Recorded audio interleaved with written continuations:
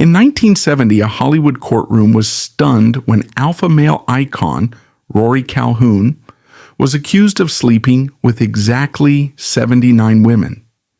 It was a mathematically absurd lie, but it was the only way to bury a much darker reality.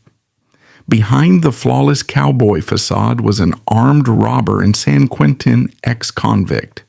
The man who orchestrated his downfall was not a journalist, but his own agent, Henry Wilson, who ruthlessly sold Calhoun's classified police files to the tabloids in 1955 as a decoy to save superstar Rock Hudson.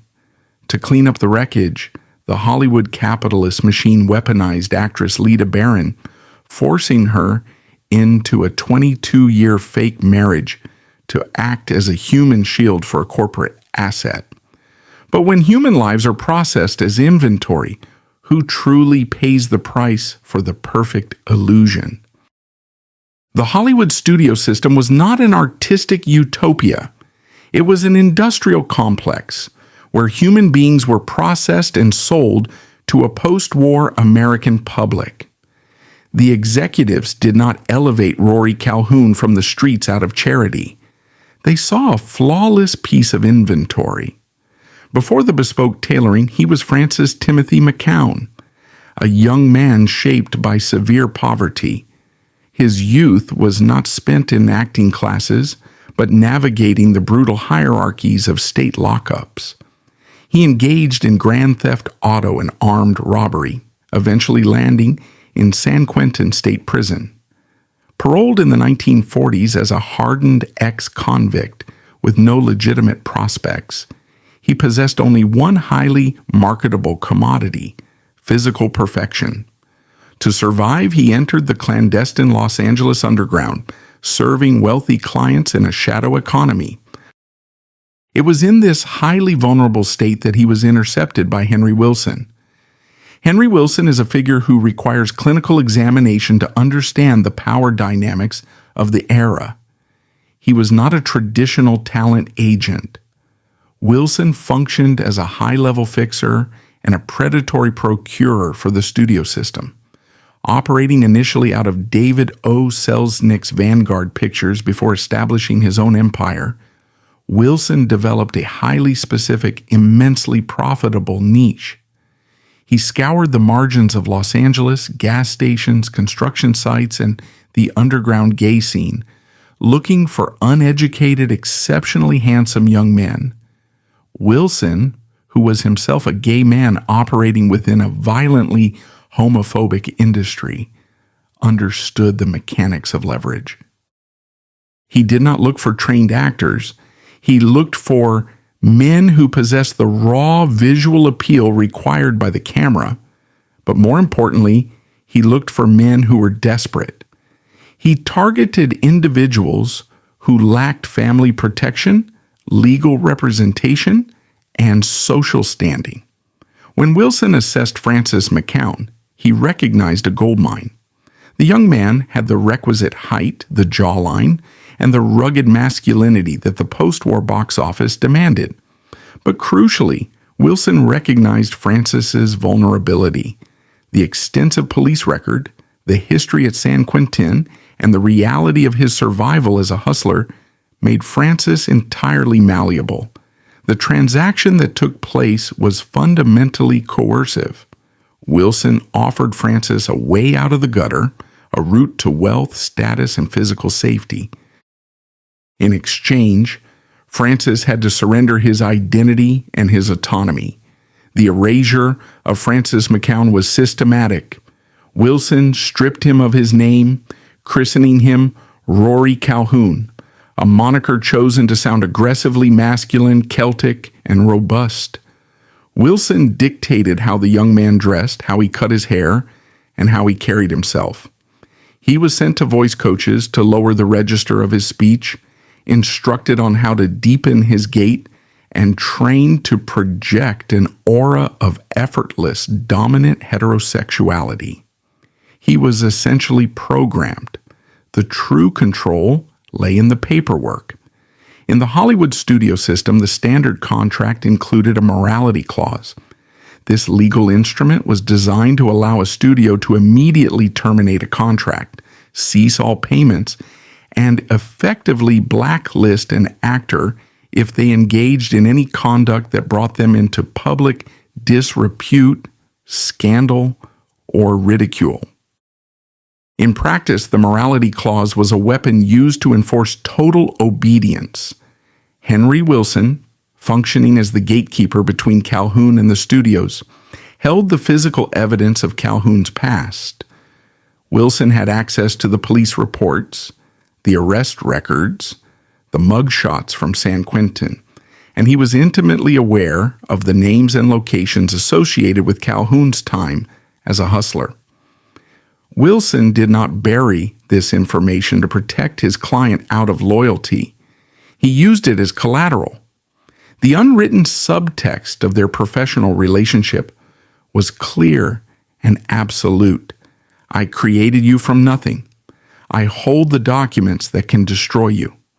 If you disobey me, if you demand more money, if you refuse a role, or if you attempt to leave my management, the files will be released. For Rory Calhoun, the multi-million-dollar career was indistinguishable from a hostage situation. He was living in a constant state of psychological terror.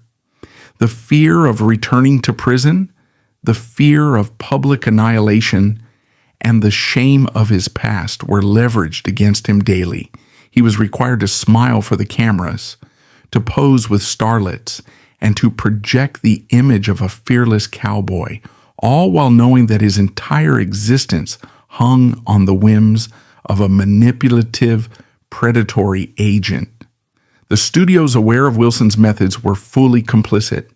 They preferred actors who were compromised. A compromised actor does not negotiate aggressively. A compromised actor does not strike.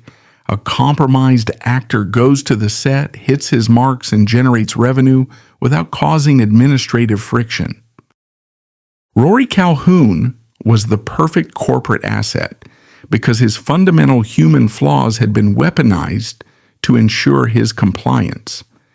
As the 1940s drew to a close and Calhoun's star began to rise, the sheer scale of his fame brought a new, distinct set of dangers. The higher his profile became, the more scrutiny he attracted. The Los Angeles underground was small and memories were long. Whispers began to circulate within the industry and among the ruthless gossip columnists who functioned as the self-appointed moral guardians of Hollywood. There were murmurs about his overly close, ambiguous relationship with another one of Henry Wilson's muscular clients, the actor Guy Madison. There were coded mentions in the press about why such a virile, handsome leading man had not yet settled down with a respectable woman. The studio PR machine detected the shift in the wind. The narrative of The Bachelor was beginning to look suspicious, and the rumors regarding his bisexuality and his underground past threatened to breach the containment wall. The corporate directive came down swiftly. The threat of exposure was deemed too high. A new strategy was required to fortify the asset. The illusion of Rory Calhoun needed a permanent physical anchor to prove his heterosexuality to the American public. Henry Wilson and the studio executives made an executive decision. It was time to deploy a human cover. Rory Calhoun was ordered to take a wife. In the highly regulated corporate environment of 1940s Hollywood, a rumor was not simply idle gossip. It was an actionable threat to revenue. The studio intelligence networks, operated by fixers and PR executives, monitored the private lives of their contracted assets with the same rigorous scrutiny that a bank applies to an audit. By 1948, the audit on Rory Calhoun was flashing red. The containment strategy implemented by Henry Wilson was beginning to fray at the edges. Calhoun was a highly visible public figure, and his movements in the Los Angeles underground however discreet, were leaving a forensic trail. The whisper network within the industry, a lethal ecosystem of rival agents, disgruntled employees, and predatory columnists, began to circulate coded information regarding Calhoun's sexual identity. Many Hollywood historians suggest the industry was becoming increasingly aware of the ambiguous, intensely close fraternization between Calhoun and another of Wilson's prime assets, the muscular actor Guy Madison. Madison, much like Calhoun, was a manufactured product of the Wilson machine, marketed as a rugged, all-American hero. The frequent pairing of these two men in private, outside the heavily choreographed studio events, presented a massive operational liability. The threat was severe. This was the dawn of the McCarthy era and the parallel Lavender scare. The federal government and local law enforcement agencies viewed homosexuality not merely as a moral failing, but as a dangerous psychological defect and a national security risk. The Los Angeles Police Department's Vice Squad operated with brutal efficiency, conducting entrapment operations and raiding underground establishments. If an actor of Calhoun's stature were caught in such a raid, the resulting scandal would trigger the morality clause in his contract immediately. For 20th Century Fox and Universal, this was a financial risk that could not be tolerated. Millions of dollars in production costs, marketing campaigns, and projected box office returns were tied directly to the public perception of Calhoun's unyielding heterosexual dominance. The studios did not view his bisexuality or his relationship with Madison as a personal struggle. They viewed it as a defect in the product that required immediate, aggressive intervention. The directive was handed down to Henry Wilson: fix the asset, or the asset will be liquidated. Wilson's solution was the standard industry protocol for containing a sexually divergent star. It was a strategy of camouflage known colloquially as the Lavender marriage. However, calling it a marriage is a gross mischaracterization of the arrangement. It was, in functional terms, a corporate merger designed to generate a highly specific public relations narrative. It was the acquisition of a human prop. Wilson summoned Calhoun and delivered the mandate. There was no room for debate, no consideration of Calhoun's emotional state, and no negotiation regarding the terms. The instruction was absolute. Calhoun was to be married, immediately and publicly. If he refused, his police records and his history as a hustler would be released to the press, his contracts would be voided, and he would be cast back into the criminal underbelly from which he was extracted. The search for the appropriate female counterpart was conducted with the cold precision of a casting call. The woman required for this role needed to meet specific criteria. She had to be physically attractive enough to look convincing on the arm of an alpha male, ambitious enough to understand the unspoken transactional nature of the arrangement, and most importantly, lacking the immense institutional power necessary to fight back once the trap snapped shut. The target selected was Lita Barron. Born Isabel Margarita Castro in Spain, she had built a modest but respectable career as a singer and actress, often performing under the name Isabelita. She possessed a vibrant, camera-ready beauty and an undeniable charisma. She was a working professional in an industry that routinely chewed up and spat out young women. When the machinery of Henry Wilson and the studio PR departments pivoted toward her, she was overwhelmed by an orchestrated campaign of proximity and pressure. Lita Barron was not courted by Rory Calhoun. She was targeted by his management. The dates were arranged by publicists. The reservations at high-profile nightclubs like Cairo's and the Mocambo were booked by studio secretaries. The candid photographs of the couple gazing into each other's eyes over dinner were coordinated with the paparazzi in advance. Wilson fed exclusive, fabricated stories of their whirlwind romance to the most feared gossip columnists of the day, Hedda Hopper and Luella Parsons. The media blitz was a textbook example of straightwashing. The studios saturated the press with a narrative of undeniable, explosive heterosexual passion. They weaponized Lita Barron's image, using her femininity to anchor Calhoun's masculinity. In August 1948, the merger was finalized.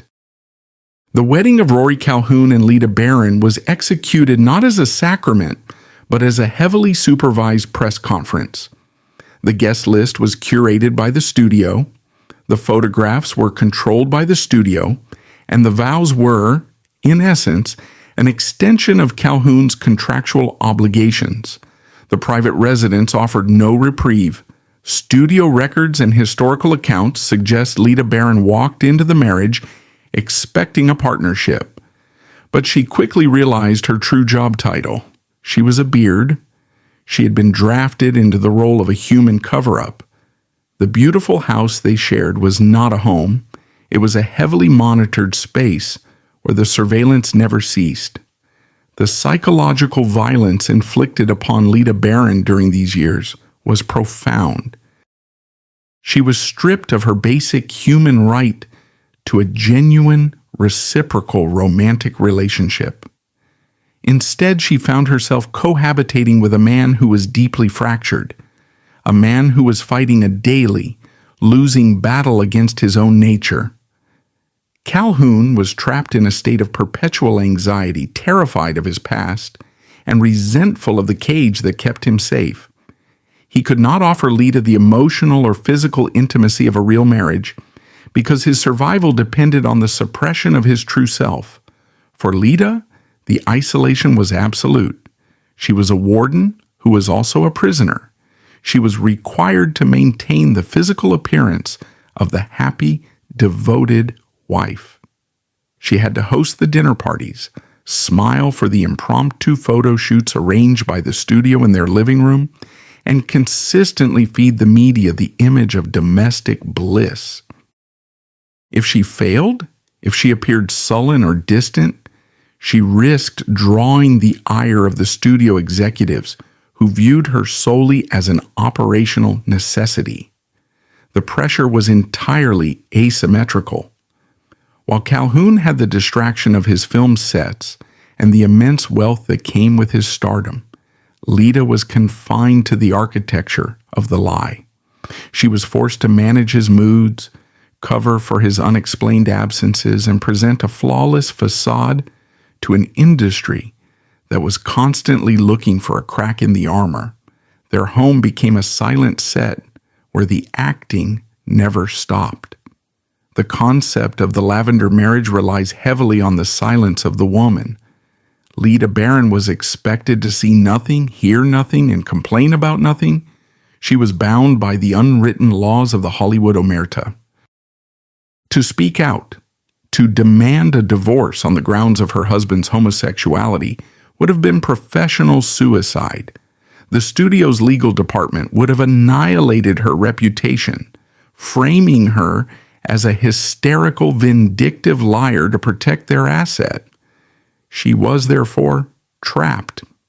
She became an unpaid crisis manager, tasked with diffusing the internal tension of a man who was slowly being destroyed by his own facade. Calhoun's internal fragmentation accelerated. Playing the alpha male on camera for 12 hours a day, only to return home and play the devoted heterosexual husband, required a level of psychological compartmentalization that is inherently unsustainable.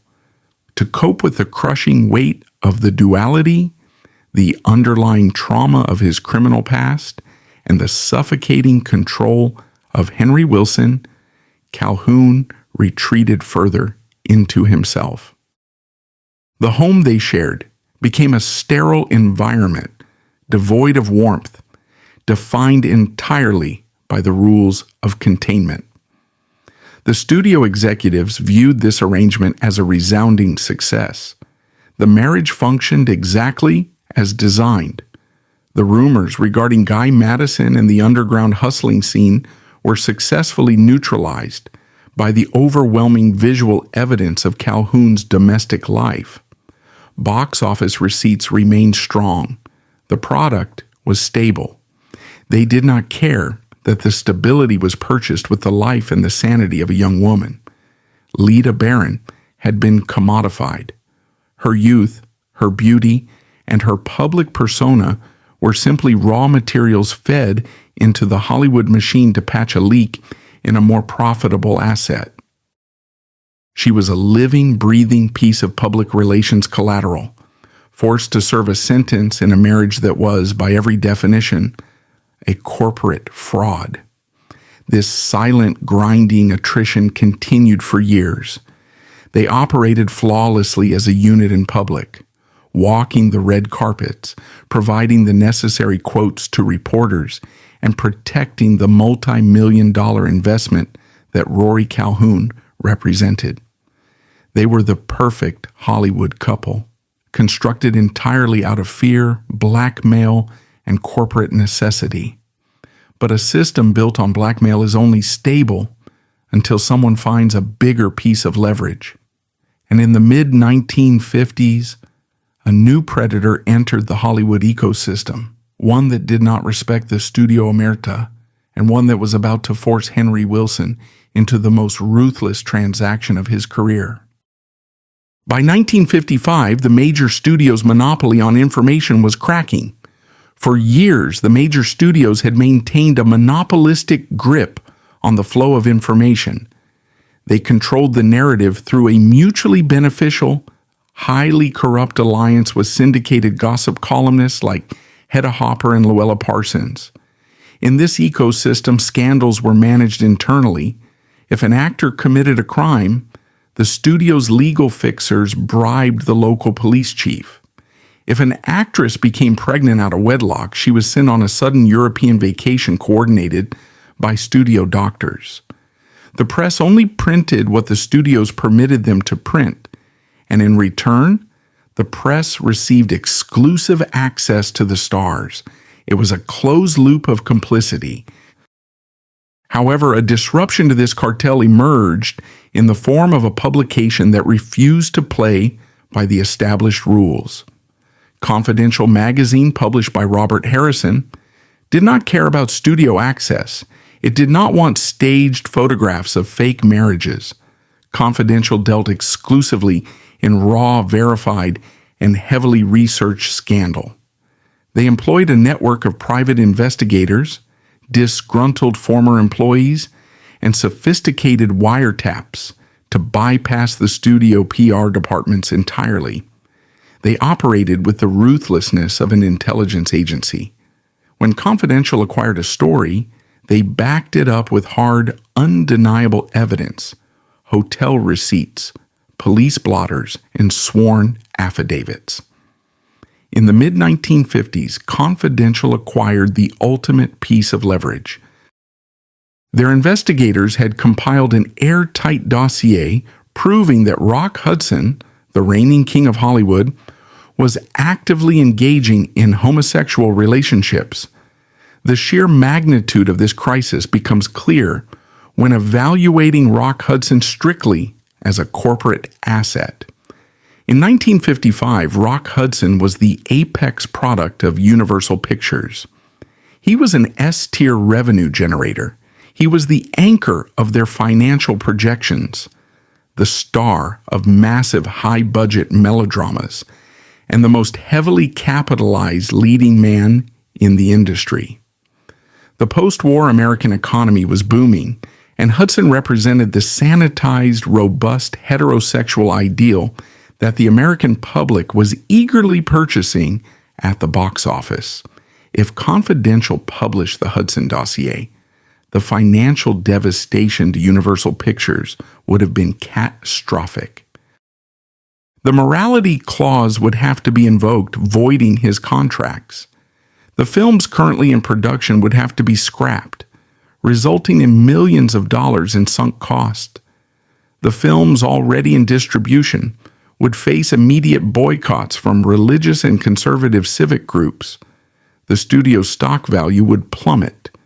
When the executives at Universal were informed of the impending publication, the reaction was not one of moral panic, but of a severe corporate emergency. Emergency meetings were convened in the executive suites. The standard protocols of bribery and intimidation were deemed insufficient. Robert Harrison could not be bought off with the usual payoffs. The studio needed a high-level negotiator. They summoned the architect of Rock Hudson's career, Henry Wilson. Wilson was faced with the potential annihilation of his most lucrative client and the collapse of his own agency's power base. Wilson knew how Confidential operated. The magazine thrived on headlines. They needed a story sensational enough to move millions of copies off the newsstands. If Wilson was going to kill the Rock Hudson expose, he could not simply ask for a favor. He had to execute a trade. He had to offer a human sacrifice of equal or near equal sensational value. Wilson retreated to his files and conducted a cold mathematical assessment of his inventory. He looked at his roster of contracted actors to determine who was expendable. He looked at Rory Calhoun. In the ruthless calculus of Hollywood management, the decision was logical. Rock Hudson was ascending, his ceiling was limitless, and his current box office yield was astronomical. Rory Calhoun, while highly successful and a prominent leading man, was an A-tier asset, not an S-tier asset. Calhoun's career had stabilized, but it was not driving the primary revenue streams of the major studios in the same way Hudson's was. Furthermore, Calhoun was becoming increasingly difficult to manage. The strain of his fake marriage to Lita, the constant threat of his underground past, and his internal psychological deterioration made him a volatile piece of property. Wilson made the executive decision to liquidate Rory Calhoun. The transaction that followed is one of the most chilling documented instances of corporate betrayal in the history of the entertainment industry. Henry Wilson arranged a private, off-the-record meeting with the senior editors of Confidential magazine. He did not go to defend his clients. He went to broker a hostage exchange. Wilson sat across from the editors and laid out his terms.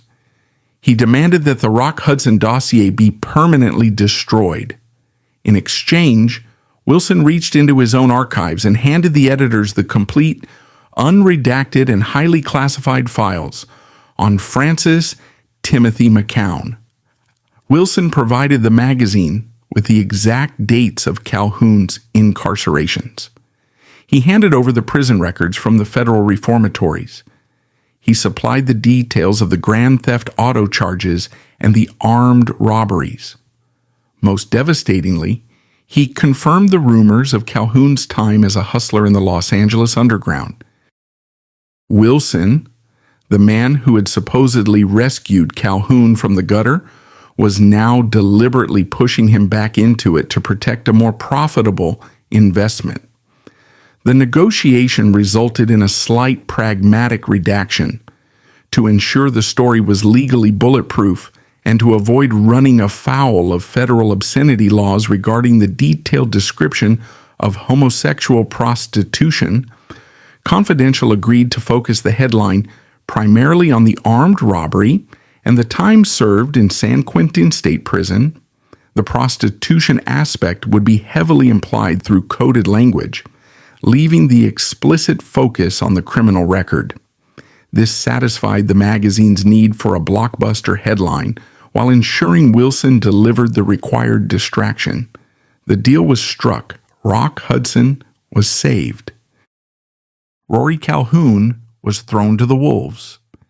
In May 1955, the issue of Confidential hit the newsstands across America with the explosive impact of a bomb. The headline screamed, "The ex-convict who became a star."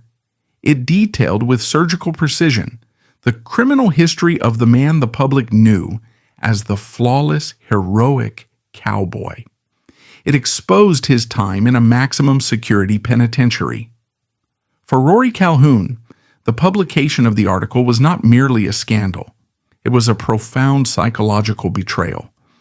The information published in Confidential could only have come from one source. The police files from his youth had been sealed. The only person who possessed the comprehensive timeline and the documentation was his own agent, his manager, his supposed protector. Calhoun was forced to confront the horrifying reality of his existence.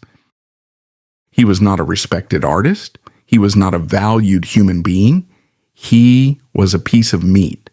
He had spent years enduring the psychological torture of a fake marriage, suppressing his identity and following every humiliating order Wilson issued, all under the belief that his compliance guaranteed his safety. In a single afternoon, Wilson proved that Calhoun's loyalty meant absolutely nothing when measured against the balance sheet of Universal Pictures. The immediate aftermath within the studio system was a masterclass in corporate damage control and hypocrisy. Universal and 20th Century Fox could not entirely abandon Calhoun instantly without drawing further attention to the mechanics of the cover-up. Instead, they initiated a rapid triage operation.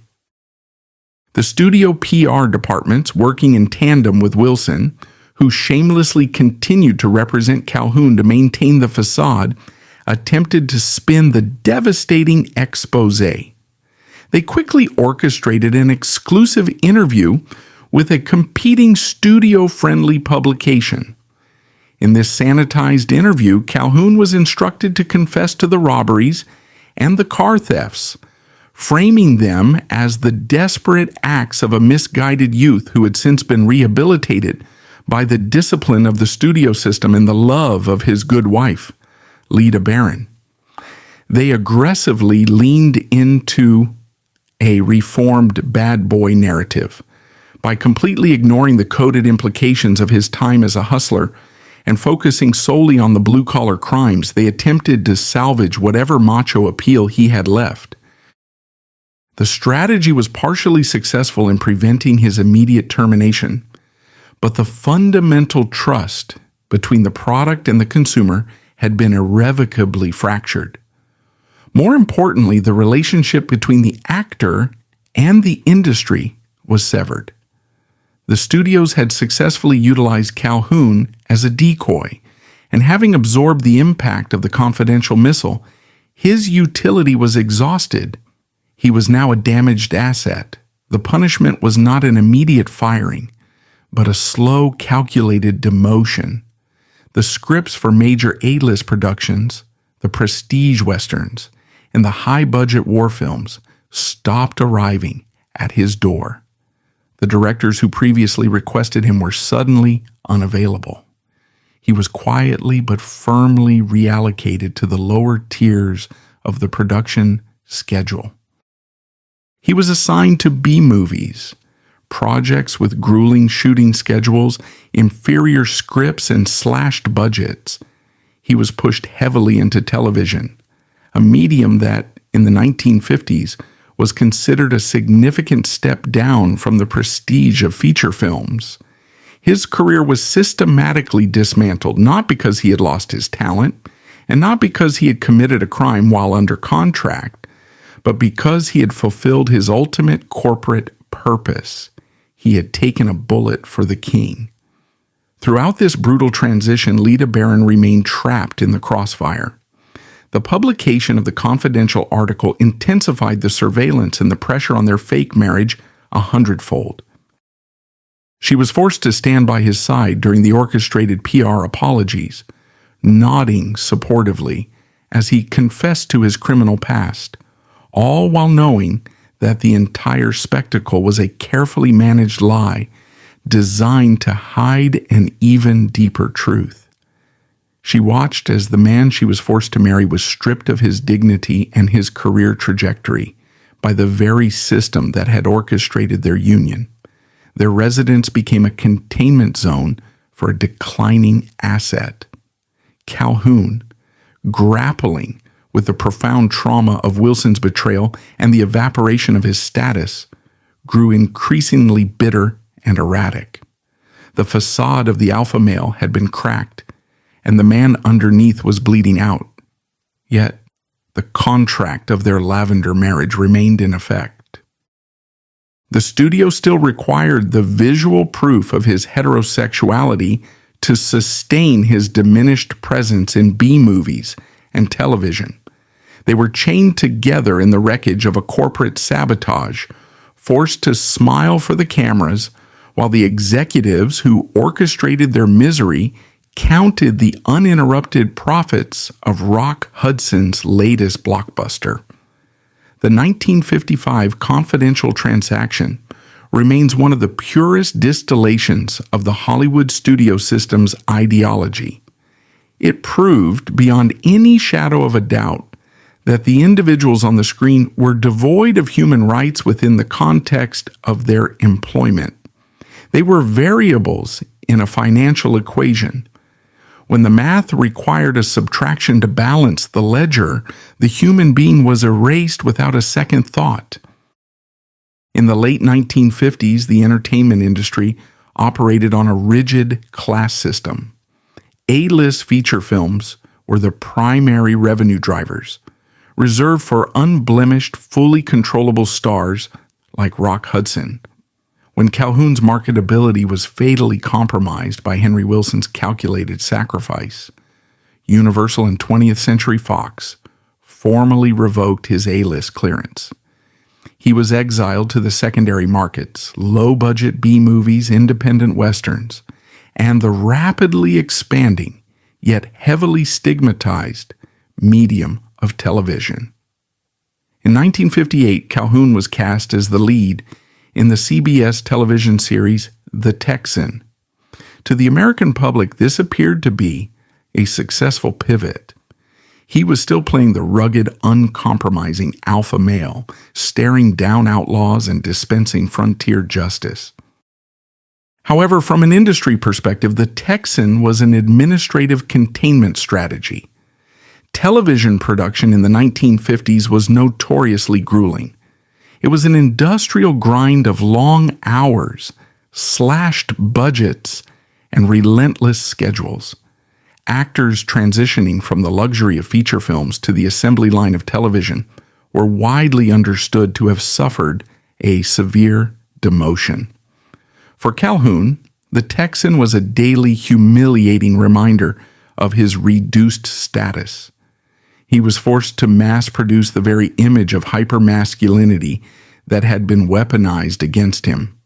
He was playing a sovereign, independent cowboy while functioning as a thoroughly subjugated employee, working to generate advertising revenue for networks that viewed him merely as a recognizable, albeit damaged, brand name. He was trapped in a cycle of continuous labor just to maintain the financial overhead required by his Hollywood lifestyle, a lifestyle he was not permitted to abandon. During this period of prolonged professional decay, the burden of maintaining the operational facade fell entirely upon Lita. The exposure of Calhoun's criminal history had paradoxically increased the studio's reliance on her as a stabilizing mechanism. The PR narrative had shifted from portraying Calhoun as a flawless American hero to a reformed bad boy. This specific narrative required a highly visible, stabilizing female presence to function as proof of his rehabilitation. Lita was not granted a reprieve. Her contract as a beard was unilaterally extended. Her role evolved from a simple PR prop into a full-time crisis manager for a rapidly deteriorating asset. The internal dynamics of the House on the Hill grew increasingly toxic. Calhoun, stripped of his illusions and deeply traumatized by the realization that his entire existence had been manipulated by Henry Wilson, began to psychologically unravel. The anger of being used as a human shield for Rock Hudson, compounded by the daily humiliation of his B-tier career, manifested in bitter, erratic behavior behind closed doors. Lita was confined in close quarters with this hostility.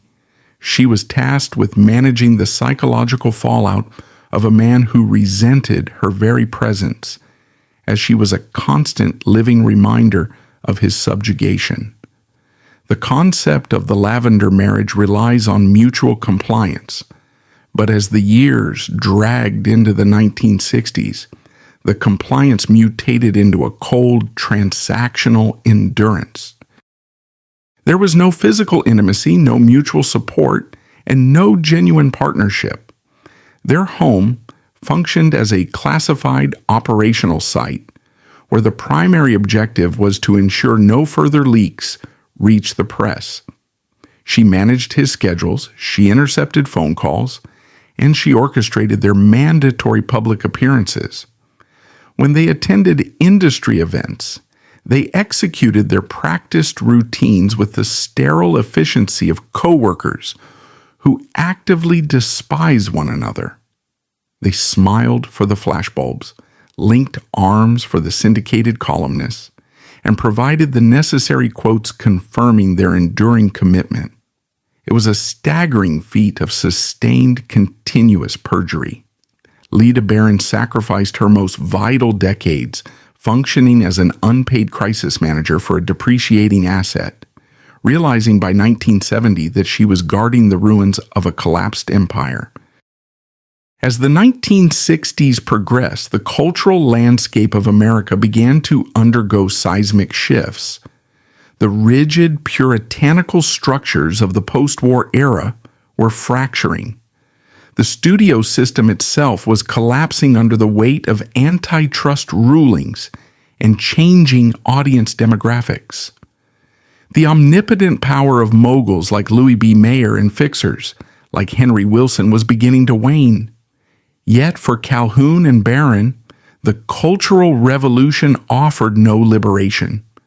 The psychological conditioning inflicted upon them during the 1940s and 1950s was too deeply ingrained. The fear of exposure had been permanently hardwired into their operating systems. Even as the external enforcement mechanisms of the studios began to rust, the internal prison remained fully functional. Calhoun could not simply walk away from the facade because the facade had become his only marketable skill. To admit the truth of his bisexuality, his underground past, and the fabricated nature of his marriage would have meant the total collapse of his remaining revenue streams. He had inhabited the fabricated persona so completely that stepping out of it was professionally impossible. Lita Barron remained chained to him by a complex web of financial dependence, institutional inertia, and the paralyzing fear of retaliation. In the Hollywood ecosystem, a woman who broke the omerta and exposed the mechanics of a Lavender marriage would be instantly blacklisted, branded as unstable, and subjected to a smear campaign designed to destroy her credibility. She was forced to weigh the agony of her daily existence against the guaranteed professional and social execution that awaited her if she told the truth. Therefore, the grim charade continued. They aged into their roles, two prisoners who had forgotten what life looked like outside the perimeter fence. The 1960s became a decade of silent attrition. Calhoun worked tirelessly on the fringes of the industry, grinding through low-budget European westerns and episodic television, a ghost haunting the lower tiers of the profession. Lita Barron remained in the sprawling silent house, managing the administration of a marriage that had been dead on arrival. They were waiting for a breaking point. A system built on absolute suppression cannot sustain itself indefinitely without eventually fracturing under the internal pressure. The structural integrity of their fabricated life was severely compromised, and the final collapse was no longer a matter of if, but when.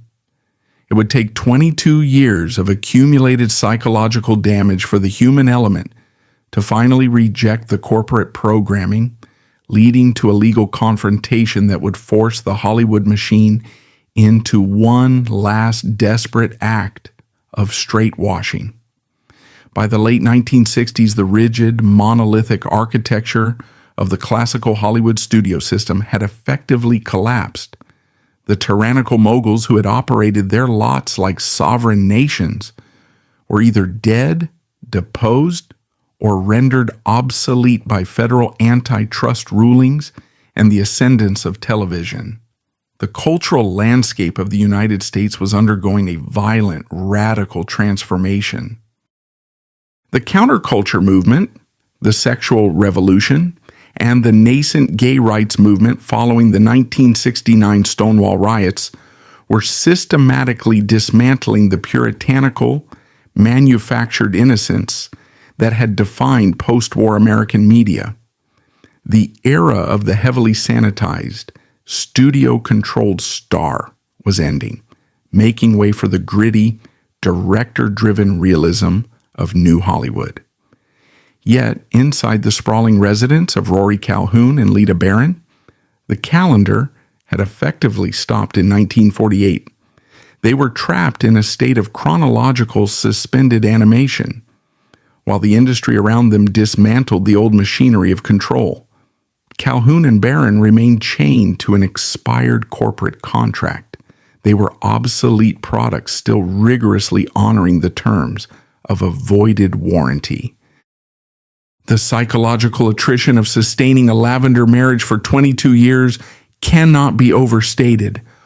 For Lita Barron, reaching the threshold of 1970 meant confronting the absolute devastation of her adult life. She had entered the arrangement in her 20s, drafted as a human shield to protect the financial viability of a leading man. She was now approaching her 50s, having spent her most vital decades functioning as an unpaid crisis manager, a warden, and a living PR prop. The operational exhaustion was total. A Lavender marriage, by its very design, is a mechanism of deprivation. It deprives the participants of authentic intimacy, replacing it with a constant grinding state of surveillance and performance. For 22 years, Lita Barron had suppressed her own identity to manage the psychological fallout of a man who was deeply fractured by his own hidden bisexuality and his traumatic past in the underground hustling economy. She had stood by silently in 1955 when Henry Wilson, the architect of their misery, sold Calhoun's criminal record to Confidential magazine to save Rock Hudson. She had maintained the facade while Calhoun was demoted to B-movies and grueling television schedules. She had absorbed his bitterness, his frustration, and the collateral damage of his subjugated existence. By 1970, the cost-benefit analysis of the arrangement had fundamentally shifted. The primary incentive for maintaining the omerta, the protection of Calhoun's A-list feature film revenue, no longer existed. Calhoun's career had stabilized at a much lower, less lucrative tier. The millions of dollars that had once justified the extreme measures of their fake marriage had evaporated. Lita Barron was protecting an empire that had already fallen. Her decision to file for divorce in 1970 was not the dissolution of a romantic partnership. It was a unilateral labor strike. She was submitting her resignation. She had reached the absolute limit of her capacity to absorb the psychological punishment required to maintain the Rory Calhoun brand. However, In the Hollywood ecosystem, even the termination of a fake marriage presents a massive operational liability. A divorce proceeding is a legal mechanism that carries the inherent risk of discovery. In a courtroom under oath, the carefully constructed walls of a 22-year cover-up could easily be breached. If Lita Barron filed for divorce and cited the actual reasons for the dissolution of the marriage, the complete lack of physical intimacy, the fabricated nature of their union, Calhoun's bisexuality, and the decades of systemic blackmail initiated by Henry Wilson, the resulting explosion would not just destroy Calhoun's remaining television career, it would expose the historical complicity of the major studios, the press, and the legal fixers in orchestrating these fraudulent unions. Even though the studio system was weakened, the legacy management teams and the syndication networks that relied on Calhoun's remaining cowboy image could not allow the truth to enter the public record. A containment strategy was immediately required. The dissolution of the marriage had to be managed with the same aggressive, deceptive public relations tactics that had orchestrated its beginning. The challenge facing the PR strategists was complex. How do you explain the sudden acrimonious collapse of a 22-year marriage without allowing the press to dig into the foundational lies of the union? If Lita Barron simply cited irreconcilable differences, the ambiguity would breed speculation. Gossip columnists, sensing a vacuum of information, might begin to unearth the old 1950s rumors regarding Calhoun and Guy Madison, or revisit the coded implications of the confidential expose. To prevent the media from looking into the shadows, the PR apparatus decided to blind them with an overwhelming, highly specific, and heavily manufactured narrative. They needed a cover story that not only explained the divorce, but actively reinforced the core product, Rory Calhoun's unyielding, aggressive heterosexuality. They engineered the ultimate straight-washing maneuver. They decided to hide his hidden sexual identity behind a fabricated smokescreen of hyper-heterosexual deviance. When the legal documents were filed, the grounds for divorce were not listed as a lack of compatibility or emotional abandonment. Instead, the filing contained a spectacular, mathematically absurd accusation. Lita Barron formally accused Rory Calhoun of extreme mental cruelty stemming from his relentless infidelity. The specific claim fed to the press was that Calhoun had committed adultery with exactly 79 different women. The deployment of the number 79 was a masterstroke of corporate manipulation. It was not a vague accusation of wandering eyes.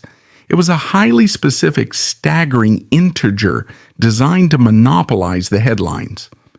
The sheer absurdity of the number functioned as a cognitive override. It was so vast that it immediately shut down any secondary lines of inquiry. The press did not ask who he was sleeping with, nor did they question his fundamental sexual orientation. The media was entirely consumed by the logistics and the sheer stamina implied by the accusation. By pushing this narrative, the PR machine achieved two critical objectives simultaneously. First, they provided a sensational, easily digestible reason for the divorce, satisfying the public's appetite for scandal. Second, and most importantly, they permanently cemented Calhoun's image as an insatiable, hypermasculine, heterosexual stud. In the patriarchal, deeply misogynistic culture of 1970s America, a man accused of sleeping with 79 women was not generally viewed as a pariah. While officially condemned by conservative moralists, the accusation functioned as an underground badge of honor. It validated the alpha male brand, that Calhoun had been selling for 2 decades. It painted him as a virile, unstoppable force of nature. In the twisted logic of Hollywood PR, being branded a serial, callous adulterer was infinitely preferable to being exposed as a bisexual man who had been blackmailed into a fake marriage. The execution of this lie required the absolute complicity of both parties. Lita Barron, desperate for her freedom and likely negotiating her financial settlement, agreed to play the role of the humiliated, long-suffering heterosexual wife. She took the stand not to expose the systemic abuse she had suffered at the hands of the studio system, but to recite a scripted accusation of extreme heterosexual infidelity. She traded her silence regarding the true nature of their imprisonment for the legal decree that would finally set her free. Rory Calhoun's role in this theater was even more grotesque. When the accusation of the 79 women hit the news wires, journalists immediately flocked to the actor, expecting a vehement denial or a standard, sanitized statement from his lawyers.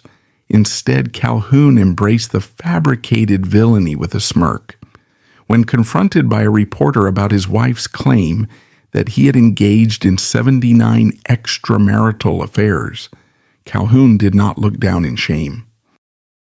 He leaned into the microphone, flashed the $1 million cowboy smile that Henry Wilson had taught him, and delivered a line that had undoubtedly been workshopped by his crisis managers. "Heck," Calhoun quipped, "she didn't even include half of them." This singular quote represents the ultimate proof of his psychological subjugation. It was the final defining performance of his career. He was publicly boasting about a fabricated history of emotional abuse against the woman who had spent 22 years protecting him, simply to maintain a lie that had already destroyed both of their lives. He accepted the role of a sociopathic adulterer because the armor of the bad boy was the only thing preventing the world from seeing the terrified, blackmailed, and compromised man underneath. The press eagerly swallowed the bait.